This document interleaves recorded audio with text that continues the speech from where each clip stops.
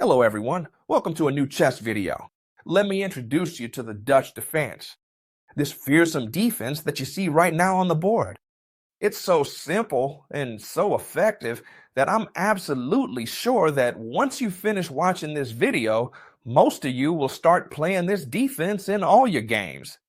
When can we use the Dutch defense? When your opponent plays the queen's pawn, okay? We're going to play the Dutch defense when our opponent plays it. d4. The Dutch defense is this move right here, f5, and it hides some plans that are going to blow your mind. The most common move order for white is to first play c4.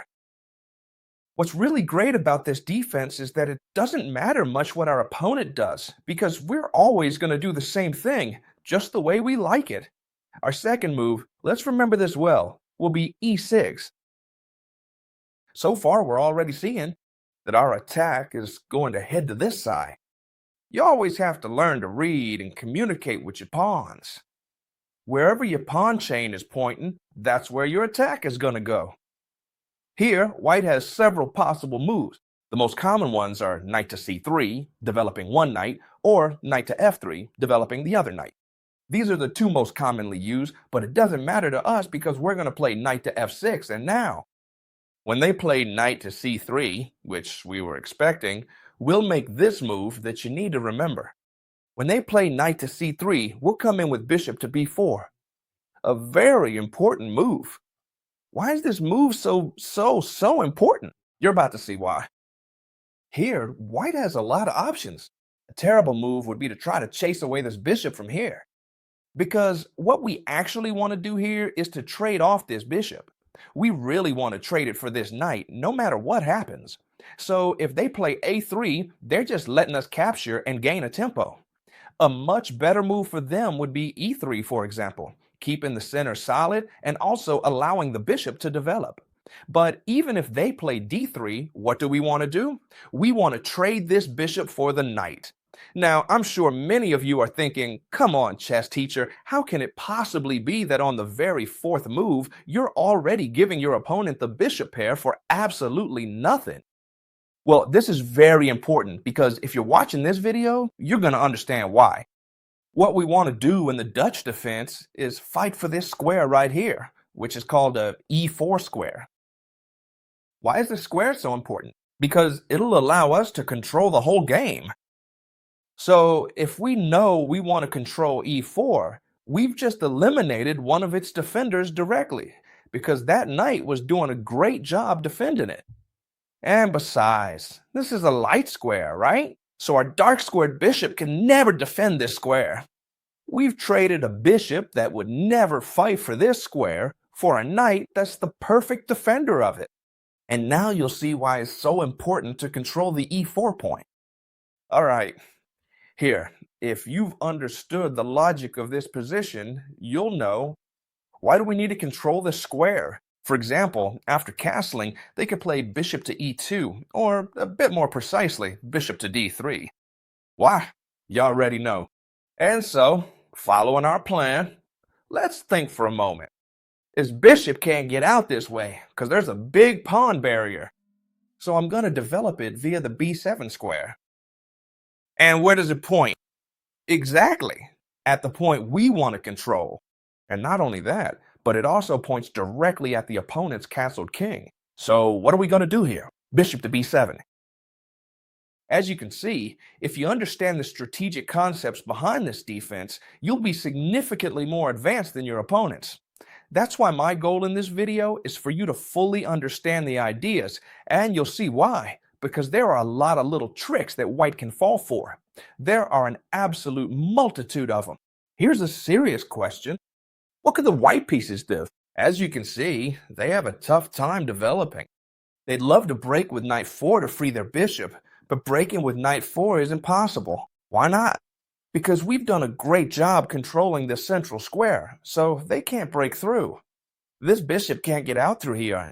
If they want, they can try to develop it via a3, but that's not a good move, because we can simply block it with d6, and they're actually helping us.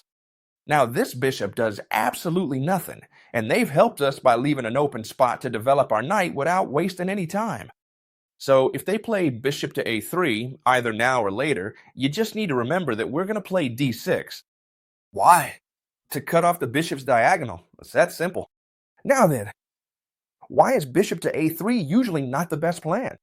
Because here, an interesting plan that white has is to push the a pawn in an attack. Honestly, it doesn't really matter to us what they do. For example, if they try to jump toward the center, we need to apply logic. d6, what it would do is force this knight to retreat again. So as you can see, white doesn't have many moves to make. Alright, so here we can't waste any more time. We need to act quickly. And what is that move we need to make quickly? Knight to e4. We've done it. We've placed this beast of a piece on one of the best squares, if not the best square on the board. Not only does it attack the pawn on c3, but it also controls some super important squares. We've placed the knight, as Nimzovich used to say, on an advanced post. And if we have the knight on an advanced post, it's going to let us control the game. All right, here we're attacking the c3 square. White has several options. The first thing they could do is defend the pawn, but now let's see what would happen if they do that. You have to be very careful. Remember this well, okay, friends? Remember this well. Be very careful if they play knight to d2. They're pulling back the knight, but more importantly, they're giving us the c3 pawn for free. Should you take that, Paula? No, and I'll explain why. If we take this pawn, which at first glance looks free, they simply play queen to c2, and where do we move this knight? Well, the only square it has is to retreat to e4, so they could trade it off, and as you can see, white has gotten the pawn back, ends up with a better center, attacks us really strongly, also attacks us over here, and most importantly, we've lost all our attack and our knight. That's why we don't want to, and this is very important, if they play knight to d2, sorry, this missing pawn, if they play knight to d2, we don't want to take here. But don't worry, because we have an excellent move. Queen to h4. And now the problems start for white, as you can see. All our pieces are aiming at the king's side, including the rook, which can also join the attack. Here, there are two typical moves, and they're the ones people always play against me, and both lose. Alright, the most common one they're almost always going to play is g3. It's threatening our queen. This queen here is really annoying for them. Since we're not threatening anything, they chase our queen away to make us leave. But here, my friends, we have an incredible move. What is that move? Instead of moving the queen away, knight to g5. Spectacular. They can't take our queen because it would lead to one of the most beautiful checkmates I've ever seen. Knight to h3, checkmate. That's because this bishop cuts off any possible escape for the king. So here, if they attack our queen and we play knight to g5, this queen can't be captured. But it's not just that the queen can't be taken. Be careful, because against almost any move, we have knight to h3. In this case, it would be checkmate again, since the knight controls this square and the bishop controls these two. So here, let's see, this move here, queen to h4, which is very good, it's not possible to drive this queen away with g3. That's right, chess teacher. It's not possible to drive the queen away with g3. So what are we threatening? Actually, we're not really threatening anything here. You're absolutely right. This queen is aiming here, but no one else is targeting this square. In other words, the only real threat we have right now is to capture on c3. Now, it would be possible, because this queen is supporting the d4 square. So if we captured here, queen to c2 would work for us, because we could retreat, and this square would be really well defended. So here, what are the white pieces going to do? They always have to defend the c2 square, and if they don't do that, it's because they're driving our queen away. But here, once again, we've won the game. I'll explain how to checkmate in this position, because it's simple. You just need to pay attention. We're easily going to let this bishop come in by first exchanging this knight, thus opening up the whole diagonal for the bishop. Very well, and now, chess teacher, it seems like we've run out of attacking options. The queen is targeting the dark squares, the bishop is targeting the light squares.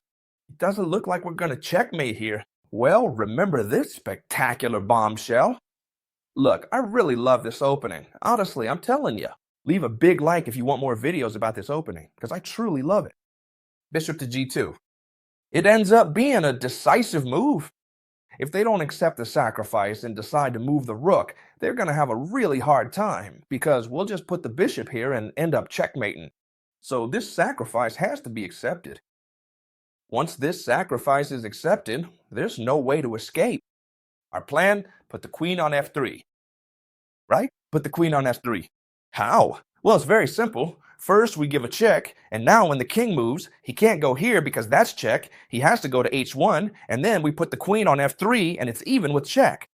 As you can see, we have the queen cutting off the king, and now all we have to do is bring in the rook.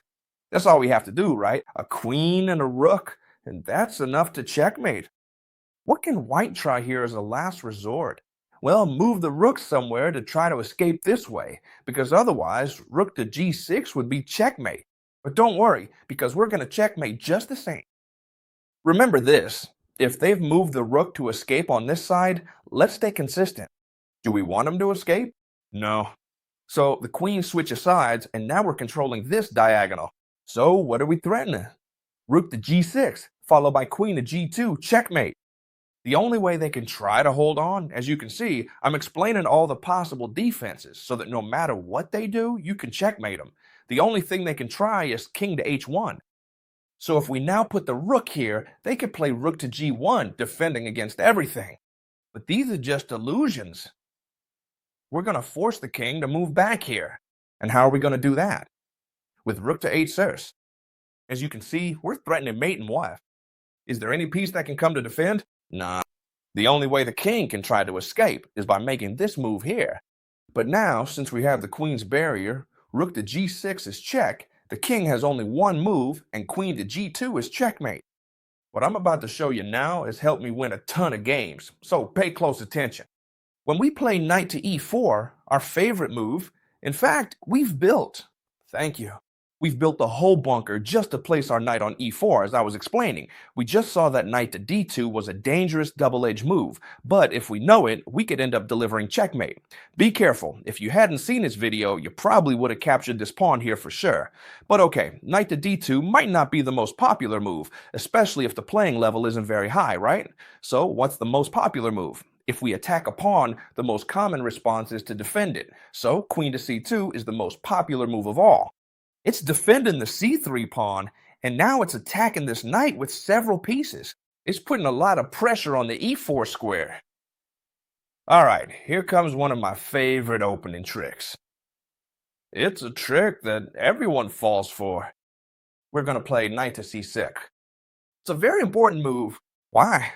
Because they're threatening to push this pawn forward a lot with serious consequences, because they could start attacking us a lot on this flank. Knight to c6, the first thing it does is stop this possible pawn advance, because we would simply capture it. Alright, but what happens with knight to c6? It stops defending the most important part of the position. So here, the players with the white pieces start rubbing their hands together. I've managed to win a pawn on e4, because look, how many pieces are attacking? 1 and 2. How many are defending? Just the pawn. So here, white says, well, I'll just capture this knight. Bishop takes e4. Pawn takes and queen takes, they've managed to win a pawn, and not just any pawn, but the most important pawn in the position. But this is a serious mistake, my friends. What are we doing? Well, now we're going to hit the queen with a discovered attack by playing knight to h5, gaining a tempo. Alright, this queen has to retreat, but be careful because we're threatening this pawn. So the queen has to come to d3, and now what? Is the attack over? Well, no. We've won the game. And the game is won as follows. A brutal rook sacrifice. A knight falls and everything. Rook takes f3. We've won a whole piece, so they have to catch it. And simply, the queen and the bishop are going to deliver checkmate. Queen to g5, check, only move. King to h1, and now bishop takes f3. Checkmate, so we know we should play knight to c6. Remember this well, to prevent him from advancing here. And to tempt our opponents a bit, to capture our knight on e4. Many of you will say, but it's as simple as blocking the diagonal. And then capturing this knight. And be careful, this looks really good. And in fact, people have played it against me many times. But it's simple. Let me explain that. Even if they don't fall for your little tricks, you can keep pressing and win the game anyway. For example, what is attacking our knife? What's our plan? Well, we move it away. Right now, we're not threatening anything, but our opponent could capture this knight here and win the pawn. And chess teacher, what happened? You lost the pawn? For nothing. Well, no. Don't worry, because our attack is much stronger than the pawn. Queen to e8, a move that will always work for you, because when you can't get in through the dark squares, you switch the queen. The queen is very flexible and will come in through the light squares. And be careful, because here I often see some very serious mistakes. For example, this queen is vulnerable to discovered attacks, so a very interesting move could be to bring the queen over here. Right now, that wouldn't be possible because we'd be facing a fork. So, well, bringing the queen over here, for example, right? But that doesn't matter to us because our rook, our bishop, our queen, everything is well positioned to win the game. Let me explain. Here, we could actually win directly with this. We attack the rook, and now we attack the queen. A typical maneuver with this knight when they decide to advance the e5 pawn, because it leaves us this great square for our knight. We attack the queen, and here we've already won the game. How do we win the game? Let's see, I'll try. If you want, you can pause the video to see who gets the move right. I'm going to give the solution right now. The solution is as follows.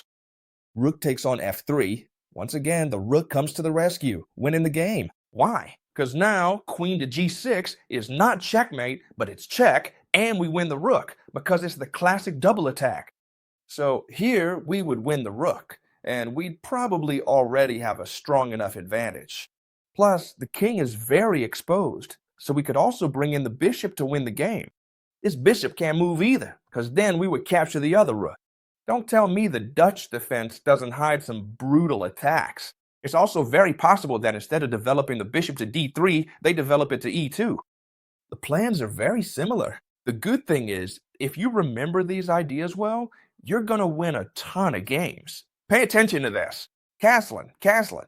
Our opponent can play, for example, a4, a typical attacking plan that's very dangerous if you don't know how to stop it. But of course, since we know how to stop it, there's no problem. Knight to e4, a super important move that we're always going to make. If it occurs to you to play knight to e4, it means you studied this video or any Dutch defense video well, alright? Very good. Attacking this pawn needs defense. Logical is queen to c2. Whenever they play a 4 against us, what are we going to do? Knight to c6. We've decided that this attack isn't going anywhere with knight to c6. Now they can't even trade this knight with the bishop, because now the bishop isn't even attacking the knight. But be careful, because here it's also very good. How should we continue? Well, look, the star move we're going to make here is the following. Our idea is to play knight to a5. A really great move. Why? Because this knight on a 5 is very well placed. You remember what I told you? We traded a bishop for a knight on move 4. Why'd you do that, chess teacher? Well, look, thanks to all these weaknesses, the knight here attacks this square. It also attacks this other square in many cases. We can also put pressure with a6. And most importantly, who can kick the knight out of here? No one can. So this knight is very well placed. For example, if they decide to play bishop to a6 here, bishop to a 3, excuse me. You don't even need to play d6. You can go straight for rook to h6. That's a move that'll always work for us. Whenever we can bring the rook over on this rank and they play bishop to a3, we can play rook to f6. Very good move. All right, so what happens if, for example, they play, first of all, okay, let's say this one, let's play this, we play this, and now they try to exchange this strong knight we have on d4. Very good move. Well, suddenly the only thing we have to do is this.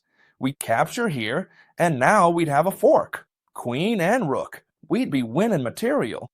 That's why it wouldn't be possible right now to try to exchange this knight here. And many of you will say, Chester, this is solved quickly. First, before all this, I play knight to d2, so you can't make progress. That is, for example, before you play the knight over here, I try to exchange the knights with you. Would that be possible? Yeah, but don't worry, because it's very simple, right? It's very simple. Knight takes, queen takes. We place the knight here, threatening a fork. The queen has to come to defend, and now what are we going to do? Well, we have multiple possible moves. If they attack our rook first, you already know. This comes here. It's not rocket science, all right? We threaten the fork, they come here. It's just about understanding the ideas, but you should know that this game is practically already won. All right, now they've moved over here. What we're going to do is try to launch a checkmate attack. We attack with the rook, we want to bring in the queen, we want to bring in the bishop. This looks dangerous. And I'm sure here you have to make a decision. The queen is coming in here with some pretty drastic consequences. So here, playing g3 is very tempting. It looks like it defends everything, stops the queen from coming in. It's true that it opens up this bishop, but well, after that you can defend everything well, or even do this to defend, right? No, here we've already won the game with a fabulous move. Look, I'm just explaining attacking plans here that you can use in all your games. The queen comes in through h4, sacrificing itself completely. Queen to h4, double exclamation mark. What a great move. It threatens checkmate 1. The only way to save themselves is to capture this queen, but even then they can't escape because thanks to our bishop and our rook, we're going to give check. The king is stuck thanks to our bishop. They could try to block with their bishop, but then we just play rook takes bishop, checkmate. All right. And now comes the best part. Do you remember what I told you, right? We're looking to trade. This is the key. This bishop for this knight. Why? To break up their pawn structure and to control e4. But a lot of times, they don't let us ruin their pawn structure. And for example, they defend the knight. Queen to b3. This is a move I see in a lot of games. And I love when they play it against me. I really do. It defends the knight and attacks the bishop. There's something you need to know here. Do we want to trade this bishop for this knight? Yes, but for now, let's try to delay it as much as we can. For example, right now that they're threatening us, we're going to play a 5. And here, look, I've always played this, and they've always replied with a 3. To kick out this bishop and basically say, from now on, either you leave or you trade, right?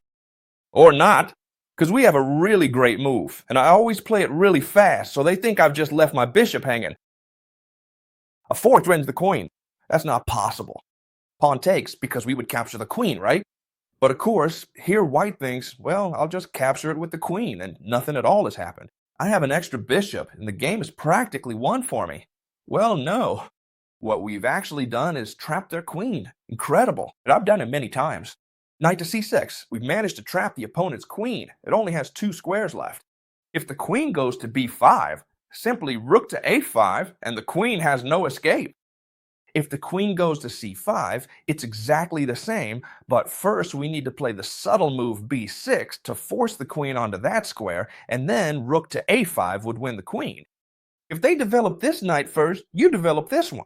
To wait for them to develop the other one, but if they play knight to c3 first, you can go straight in with the bishop. There's no problem at all. You've already seen that queen to b3 doesn't scare us at all. On the contrary, we love it because we have this plan to trap the queen. Or what happens if queen to c2? Because here it defends the knight very well. Should we capture it? Well, not yet. Our idea is to capture it, yes, but only when we're forced to, because that way our opponents lose a tempo. For example, we can keep developing. Knight to f3, knight to f6. Our opponent can play knight to f3, castle. They can play, for example, if they play a3 here, then we would capture. They can't recapture with the queen, which is why they put it there. And for example, I can play b6, a very important move to control the key diagonal and especially the critical square. Very good. What happens if they play bishop to g5? Because I run into this a lot too, especially with people who aren't very familiar with openings. At this moment, it's not a bad idea to play bishop to g5. We just need to be consistent. What are we going to do? Well, we're going to play d6 to defend it with the other knight. And in the future, move the queen, for example, to e8 so it can come through here. And at that point, we can jump with this knight over here and the other one will take its place over here. For example, I'll explain it to you in a very simple way. e3, we play knight to bd7, bishop to e2, and we can already play queen to e8 directly. Or maybe better, first position the bishop properly. Now, yes, queen to e8, and whatever our opponent does, for example, just making something up, an attack on the queen side, we could already come through here, and we'd even be threatening the queen and also the bishop. Thanks to what? Thanks to the fact that the other knight has come to help. In other words, remember this well. When this knight gets pinned by the bishop, the other knight comes to help, and the plan is the same, to jump to e5. But be careful, move the queen first so we don't lose it. And now comes the most fun part of the video. Pay close attention to the next moves. So you can see that what I'm telling you is true and that no matter what they play, we can carry out our plans. I'll show you this game really quickly where white played knight to c3, black immediately went for the pin, and white played bishop to d2. That's a move we haven't even covered in the video. Does it matter to you? No, because we know the plans inside out. b6 to control this square. The game continue with knight to c3, bishop to b7. As you can see, the usual stuff. e3, knight to f6. Black is setting up really well. Do we take here? No, not yet, because they're not kicking us out. So what do white do? Sorry, I mean black. What do they do? Well, they keep developing their pieces. Here, white once again didn't get aggressive. They just castled. So there's no problem. d6, and you can keep going as far as you want. I'll play the knight over here. And in the game, they played a 3 here, a logical move that has to come sooner or later, right? It forces. Thank you. Sorry, to capture this knight here.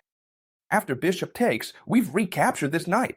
Now, this knight on e4 is truly the boss and master of the position. We're threatening to win this bishop no matter where it goes. The only possible move is e1, which is actually a good move because it defends everything.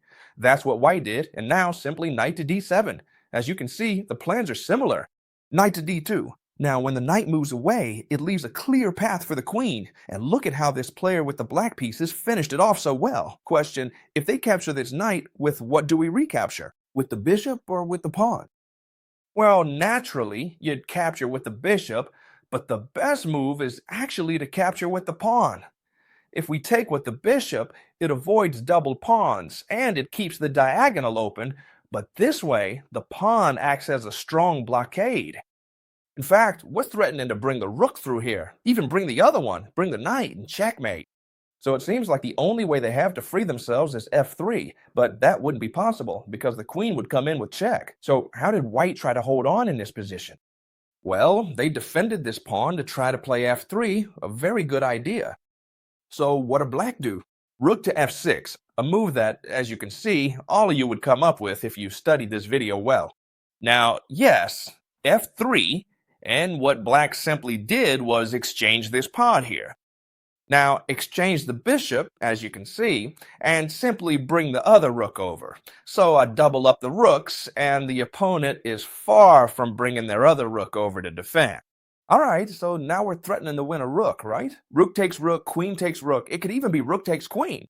Remember that this pawn is pinned, so white captured here. Knight takes to bring a knight into the attack, both on the e4 square and on the g4 square. And simply here, white made another mistake.